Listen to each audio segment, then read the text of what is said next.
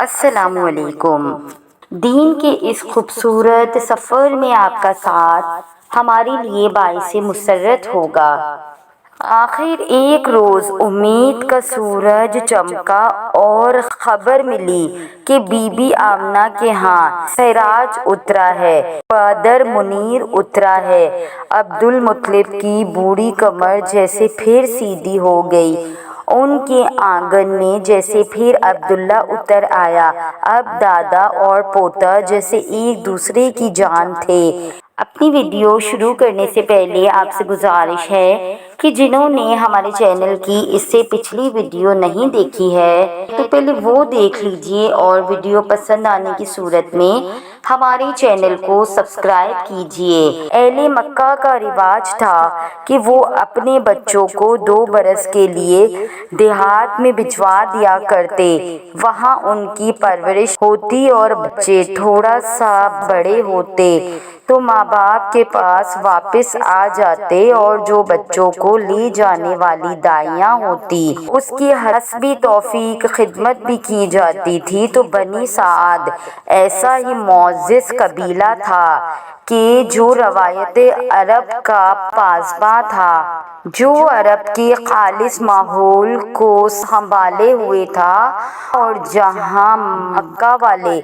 اپنے بچوں کی پرورش کرنا پسند کرتے تھے، بنی سعد سے مکہ کی طرف قافلہ نکلا۔ ان میں ایک کمزور سی گدھی پر سوار خاتون حلیمہ سعدیہ بھی تھی، اور ساتھ ایسی ہی نحیف و نازاں اونٹنی پر ان کے میاں سوار تھے۔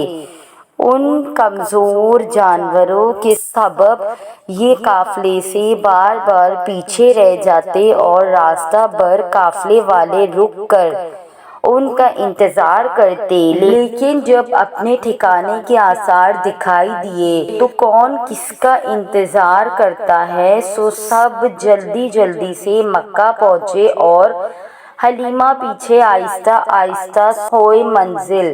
بنی سعد مکہ پہنچے تو سب سرداروں کے گھروں میں گئے۔ بی بی آمنہ کی طرف بھی ایک سے زیادہ لوگ گئے، لیکن جب دیکھتے کہ بچے کا باپ نہیں ہے تو کچھ نا امیدی سے نکل آتے کہ سر پر باپ نہیں، یہاں سے کیا ملے گا۔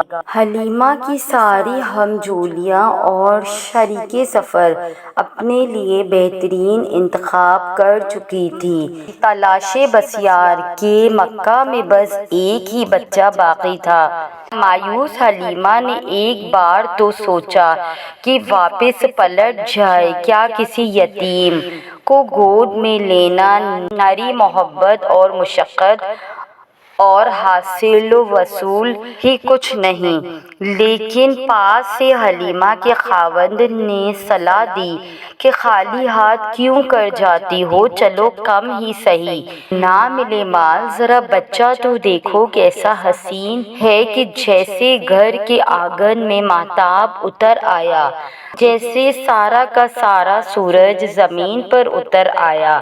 زمین کی گود اس کے حسن کی گرمی سے بھر گئی۔ حلیمہ کیا معلوم تمہاری گود بھی اس سراج منیر سے روشن ہو جائے۔ اپنے خاوند کو کہتی ہے کہ کچھ بدلاؤ ہے، اور شاید اسی بچے کے سبب ہے کہ جیسے ہمارے خیمے میں برکتیں اتر رہی ہیں۔ واپسی کا سفر تھا۔ امید بھری اس تحریک نے حلیمہ کے دل کے کسی کونے میں آس کی کیسی جوت جگائی کہ آگے بڑھ کر اس بچے کا ہاتھ پکڑا، گود میں اٹھایا، آنکھوں سے لگایا، اور اپنے ہونٹ بچے کے رخسار پہ پیوست کر دیے۔ بچہ اٹھایا اور خیمے میں پہنچی تو دیکھا جو اونٹنی دودھ نہیں دیتی تھی اس کے بہت دودھ اترا ہوا ہے۔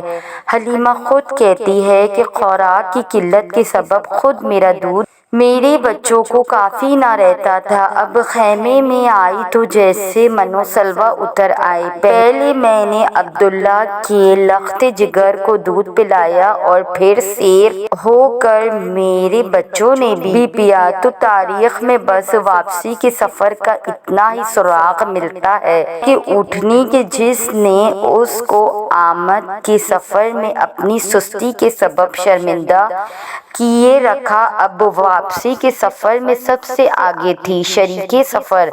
ہم جولیا کچھ حیرت سے پوچھتی ہے، حلیمہ کیا ماجرا ہو گیا؟ اس مردہ تن میں کہاں سے ایسی جان آ گئی؟ کہاں تم؟ ہم تمہارا انتظار کرتی تھی اور اب تم ہم سے پکڑی ہی نہیں جا رہی ہو، اب تم ہمارا رخ کی انتظار کرتی ہو کہ ہم تمہیں آ کر پا لیں۔ حلیمہ کے پاس اس کے سوا کوئی جواب نہ تھا کہ سوار بدل گیا صلی اللہ علیہ وسلم۔ تو یہ تھی ہماری آج کی ویڈیو۔ اگر آپ کو ہماری ویڈیو پسند آئی تو ہمارے چینل کو سبسکرائب کیجیے۔ جزاک اللہ۔